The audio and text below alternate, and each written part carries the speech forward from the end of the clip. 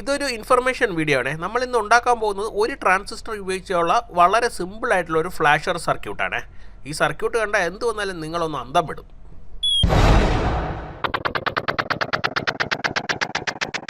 ഇത് BC547 എന്ന് പറയുന്ന NPN ട്രാൻസിസ്റ്ററാണ്.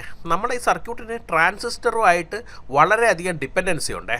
നമുക്ക് ഇതിനു വേണ്ടി ഏത് NPN ട്രാൻസിസ്റ്റർ വേണമെങ്കിലും യൂസ് ചെയ്യാം. 2N2222 അല്ലെങ്കിൽ BC548 അല്ലെങ്കിൽ BD139 ഏത് വേണമെങ്കിലും നമുക്ക് യൂസ് ചെയ്യാം. നമ്മൾ ഇതിനകത്ത് രണ്ട് കപ്പാസിറ്റർ യൂസ് ചെയ്യും. ആദ്യമേ ഒരു 100 മൈക്രോ ഫാരഡ് കപ്പാസിറ്റർ യൂസ് ചെയ്തിട്ട് നമ്മൾ ഈ ഫ്ലാഷിംഗ് സർക്യൂട്ട് ടെസ്റ്റ് ചെയ്യും. അതിനുശേഷം ഒരു 220 മൈക്രോ ഫാരഡ് കപ്പാസിറ്റർ ഈ 100 മൈക്രോ ഫാരഡിന് പാരലായിട്ട് കണക്ട് ചെയ്ത് 320 മൈക്രോ ഫാരഡ് കപ്പാസിറ്റർ ആക്കിയിട്ട് ഒന്നും കൂടെ ടെസ്റ്റ് ചെയ്യും. അപ്പം ഈ കപ്പാസിറ്റൻസ് ഈ ഫ്ലാഷിങ്ങിനെ എത്രമാത്രം ഇൻഫ്ലുവൻസ് ചെയ്യുന്നു എന്ന് നിങ്ങൾക്ക് മനസ്സിലാവും. പിന്നെ ഈ സർക്യൂട്ട് നിങ്ങൾ അസംബിൾ ചെയ്യുമ്പോൾ എക്സാക്റ്റ് ഞാൻ പറഞ്ഞേക്കുന്ന റെസിസ്റ്ററിൻ്റെ ഒക്കെ കോമ്പോണൻറ്റ്സ് തന്നെ യൂസ് ചെയ്യാൻ ശ്രമിക്കണം. വാല്യൂസ് അതൊന്നും ചേഞ്ച് ചെയ്യരുത്. കാരണം ഫോർ എക്സാമ്പിൾ 330 ഓം എന്നും പറഞ്ഞ് ഞാൻ LED സീരിയലായിട്ട് കൊടുത്ത് ആ 330 ഓം തന്നെ യൂസ് ചെയ്യണം. പിന്നെ 4.7K റെസിസ്റ്റർ ആണെങ്കിൽ അത് തന്നെ യൂസ് ചെയ്യണം. കാരണം വെച്ചാൽ ഈ ഒരു സർക്യൂട്ട് പർട്ടിക്കുലർ ഈ ഒരു സർക്യൂട്ടിന് ഈ വാല്യൂസിനെല്ലാം ഭയങ്കര ഇമ്പോർട്ടൻസ് ആണ്. കാരണം എക്സാക്റ്റ് ആ ഒരു വാല്യൂ അല്ലെങ്കിൽ ഇവൻ വർക്ക് ചെയ്യില്ല. ഞാൻ നേരത്തെ പറഞ്ഞാൽ ഇതൊരു ഇൻഫർമേഷൻ വീഡിയോ ആണ്. നമ്മളിത് റിയലിസ്റ്റിക് ആയിട്ട് എവിടെയെങ്കിലുമൊക്കെ യൂസ് ചെയ്യാമോ എന്ന് ചോദിച്ചാൽ എനിക്കറിയില്ല.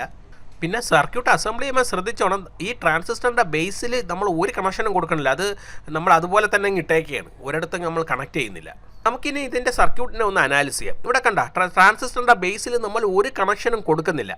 അപ്പം എന്ത് പറ്റുക, പവർ ഓൺ ചെയ്യുമ്പം ഈ LED ഓഫ് ആയിരിക്കും. അതിന് കാരണം എന്താ, BC547 ട്രാൻസിസ്റ്ററിൻ്റെ ബേസ് ടു എമിറ്റർ ജംഗ്ഷനിൽ ഒരു കറണ്ട് ഫ്ലോയും ഇല്ല. കാരണം ബേസിൽ കണക്ഷൻ ഒന്നും ഇല്ലല്ലോ. ആ സമയത്ത് 4.7K റെസിസ്റ്റർ വഴി കപ്പാസിറ്റർ ചാർജ് ചെയ്യാൻ തുടങ്ങും. അപ്പം കപ്പാസിറ്റർ ചാർജ് ചെയ്തിട്ട് ഒരു സെർട്ടൺ ത്രഷോൾഡ് വോൾട്ടേജ്, ഈ ത്രഷോൾഡ് വോൾട്ടേജ് എന്ന് വെച്ചാൽ നമ്മൾ യൂസ് ചെയ്യുന്ന ട്രാൻസിസ്റ്ററിൻ്റെ ടൈപ്പ് പോലെ ഇരിക്കും. ആ ത്രഷോൾഡ് വോൾട്ടിൽ എത്തുമ്പം ഈ ബേസ് ടു എമിറ്റർ വഴി ഇവൻ ലീക്ക് ചെയ്യും. കാരണം ട്രാൻസിസ്റ്ററിൻ്റെ ഇൻറ്റേർണൽ കണക്ഷൻ ഡയഗ്രാം കണ്ട. അപ്പോൾ അതിപ്പോൾ നിങ്ങൾക്ക് മനസ്സിലാവും ബേസ് ടു എമിറ്റർ എങ്ങനെയാണ് കണക്ട് ചെയ്തേക്കണമെന്ന്. അപ്പോൾ അതുവഴി ലീക്ക് ചെയ്തിട്ട് ഒരു small base to emitter current flow ചെയ്യും. ആ സമയത്ത് ട്രാൻസിസ്റ്റർ ഓണായിട്ട് കളക്ടർ കറണ്ട് ഫ്ലോ ചെയ്തിട്ട് ഈ LED കത്തും. LED കത്തണ ആവശ്യമായ ഈ current base to emitter connection current വരുന്നത് എവിടെ നിന്നാണ്, ഈ കപ്പാസിറ്ററിൽ നിന്നാണ് വരുന്നത്. കപ്പാസിറ്റർ ഫുള്ളി ഡിസ്ചാർജ് ചെയ്യുമ്പോൾ ഇവൻ ഓഫ് ആകുമ്പോൾ പിന്നെയും 4.7K റെസിസ്റ്റർ വഴി ഇവൻ ചാർജ് ആവും. പിന്നെ ഈ സൈക്കിൾ കണ്ടിന്യൂ ചെയ്തുകൊണ്ടേയിരിക്കും. ഇപ്പം നിങ്ങൾക്ക് മനസ്സിലായി കാണും, ഈ ട്രാൻസിസ്റ്ററിൻ്റെ ടൈപ്പായിട്ട് ഭയങ്കരധികം ഇൻഡിപെൻഡൻ്റ് ആണ്. അതുകൊണ്ട് തന്നെ പവർ സപ്ലൈ ആയിട്ടും ഡിപ്പെൻഡൻ്റ് ആണ്. 12 വോൾട്ട് തന്നെ ഇതിന് കൊടുക്കണം ഇത് വർക്ക് ചെയ്യിക്കാൻ. ഇനി നമുക്ക് ഇതിനെ ഒന്ന് ടെസ്റ്റ് ചെയ്യാം. അതിനുവേണ്ടി ഞാൻ 12 വോൾട്ട് പവർ സപ്ലൈ കൊടുക്കുകയാണ്. അപ്പോൾ ഞാൻ 12 വോൾട്ട് കൊടുക്കുന്നത് എന്തിനെന്ന് പറഞ്ഞാൽ ട്രാൻസിസ്റ്ററിൻ്റെ ത്രഷോൾഡ് വോൾട്ടേജിനേക്കാൾ ഹയർ ആയിരിക്കണം ഈ നമ്മൾ കൊടുക്കുന്ന ഇൻപുട്ട് വോൾട്ടേജ്. അപ്പം ഞാൻ പവർ കൊടുത്തുകൊണ്ട് ഇത് ഫ്ലാഷ് ചെയ്യുന്നുണ്ട്. അപ്പം നിങ്ങൾക്ക് ഫ്ലാഷിംഗ് റേറ്റ് ഒരല്പം കൂടുതലാണ്. കാരണം വെച്ചാൽ 100 മൈക്രോ ഫാരഡിൻ്റെ കപ്പാസിറ്ററാണ് കൊടുത്തേക്കണം. മാത്രമല്ല ബ്രൈറ്റ്നസ് വലുതായിട്ട് നിങ്ങൾക്ക് ഫീൽ ചെയ്യുന്നില്ല, പക്ഷെ നല്ല ബ്രൈറ്റ്നാണ്. കാരണം എൻ്റെ സ്റ്റുഡിയോയിൽ നല്ല വെളിച്ചമാണ്. ഞാൻ സ്റ്റുഡിയോയുടെ ലൈറ്റ് ഒന്ന് ഓഫ് ചെയ്ത് കാണിച്ചു തരാം. അപ്പം നിങ്ങൾക്ക് മനസ്സിലാവും എന്തുമാത്രം ബ്രൈറ്റ്നസ്സിലാണ് ഇത് കത്തുന്നത്. കാരണം 12 വോൾട്ടിൽ 330 ഓമിലാണ് ഇവൻ കത്തുന്നത്. നമ്മൾ റെസിസ്റ്റർ ഇട്ടിട്ടുള്ളൂ. അപ്പം നല്ല ബ്രൈറ്റിലാണ് കണ്ടത്. ഇപ്പം കണ്ടല്ല, ഇത് സ്റ്റുഡിയോയുടെ ലൈറ്റ് ആണ്. അപ്പോൾ എന്തുമാത്രം ബ്രൈറ്റിലാണ് ഇവൻ കത്തുന്നത്. നല്ല ബ്രൈറ്റാണ് കേട്ടോ.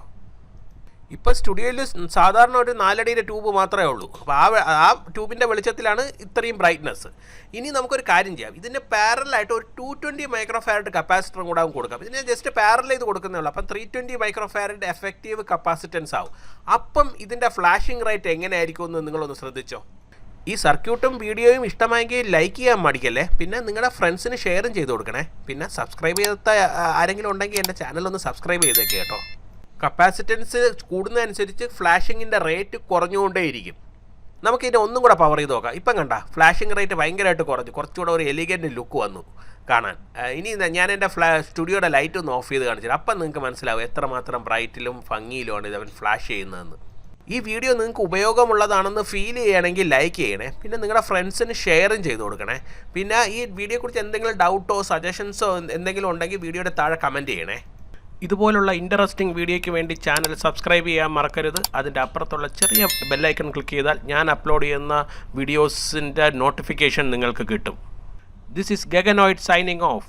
അടുത്ത വീഡിയോ അപ്ലോഡ് ചെയ്യുന്നതുവരെ ചെറിയൊരു ഇടവേള.